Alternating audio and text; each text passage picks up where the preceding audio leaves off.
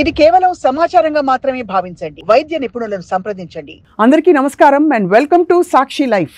దీర్ఘకాలిక వ్యాధులకు కానీ లేదు సడన్గా ఏదో ఒక పెద్ద ఉపద్రవం, ఒక ఆరోగ్య సమస్య వచ్చి పడి హాస్పిటల్లో ఎమర్జెన్సీలో అడ్మిట్ అయ్యి ఆ ట్రీట్మెంట్ అయితే అప్పటికప్పుడు అయిపోతుంది. కానీ అప్పటికి మళ్ళీ ఇంటికి వెళ్ళి సాధారణ జీవితంలోకి రావడానికి మధ్య ఒక కాల పరిమితి ఉంటుంది, కాల నిడివి ఉంటుంది. దాన్నే ట్రాన్సిషనల్ పీరియడ్ అంటారు. ఈ టైంలో మెడికల్ సూపర్విజన్ అవసరం, కానీ ఇంటి పట్టున ఉండాల్సిన అవసరం వస్తుంది. ఎందుకంటే ఎంతో కాలం మనం హాస్పిటల్లో ఉండలేం కాబట్టి. ఇటువంటి వారిని అడ్రస్ చేస్తూ స్పెసిఫిక్గా కొన్ని ఎయిల్మెంట్స్కి కొన్ని పోస్ట్ ఆపరేటివ్ కేర్ కోసం కానీ మనకి ట్రాన్సిషనల్ కేర్ అనే ఒక కొత్త బ్రాంచ్ ఆఫ్ మెడికల్ కేర్ ఈ మధ్య కాలంలో బాగా తరచుగా వినిపిస్తుంది.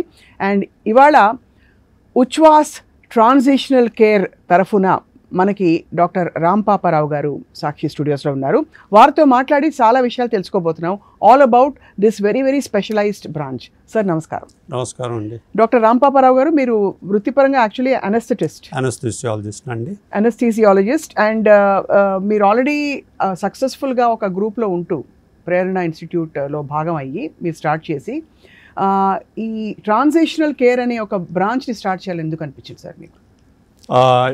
ఏమైందంటేనండి, అనస్థీసియా ప్రాక్టీస్ మేము లాస్ట్ 27 years నుంచి యాజ్ ఎ గ్రూప్ ప్రాక్టీస్ ఒక ఇన్స్టిట్యూట్ లాగా రన్ చేస్తున్నాము.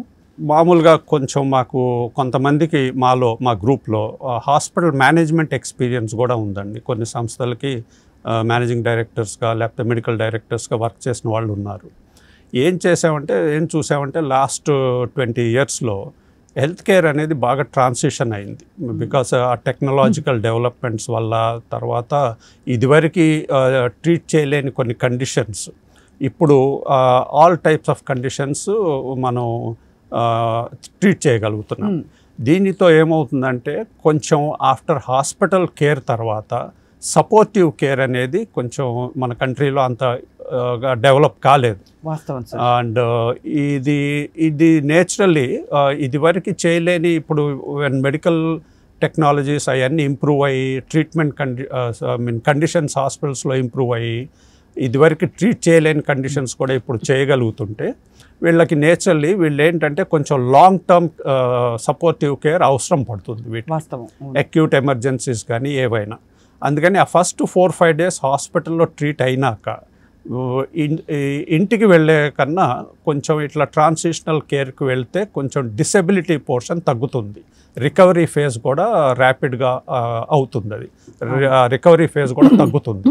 తర్వాత కొన్ని కాంప్లికేషన్స్ ప్రివెంట్ చేయవచ్చు.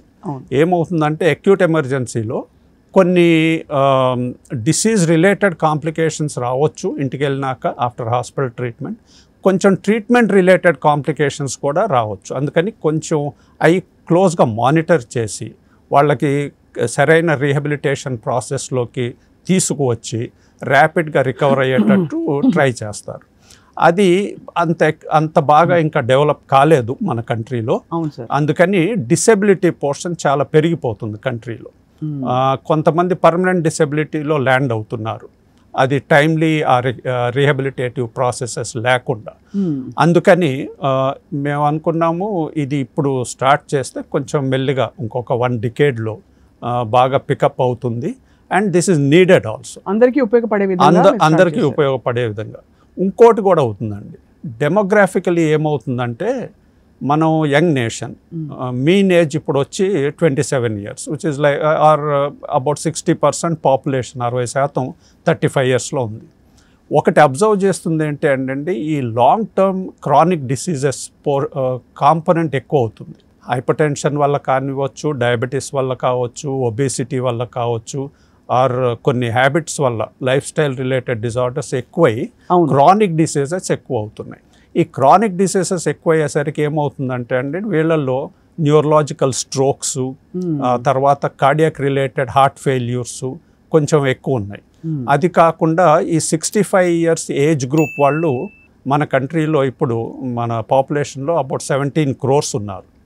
వీళ్ళు ఎస్టిమేటెడ్ ఏంటంటే ఇది నెక్స్ట్ 10 years, నెక్స్ట్ 15 yearsలో ఇది 25 crores అంటే 250 million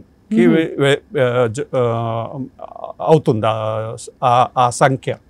దానివల్ల ఈ మామూలుగా ఈ క్రానిక్ డిసీజెస్ 65 years ప్లస్ వాళ్ళకి కొంచెం ఎక్కువగా ఉంటాయి. అటువంటప్పుడు వాళ్ళు సొసైటీకి చాలా బర్డన్ అయిపోతారు కొంచెం డిసెబిలిటీతో. వాళ్ళు తర్వాత లైవ్లీహుడ్ వాళ్ళు అప్పుడే రిటైర్మెంట్కి వస్తారు. And then burden on the family, society ఇవన్నీ కొంచెం ఎక్కువ అవుతాయి. అందుకని ఈ రీహాబిలిటేషన్ ప్రాసెసెస్, ఈ ట్రాన్సిషనల్ కేర్ యూనిట్స్ చాలా అవసరం అని అనుకున్నాము.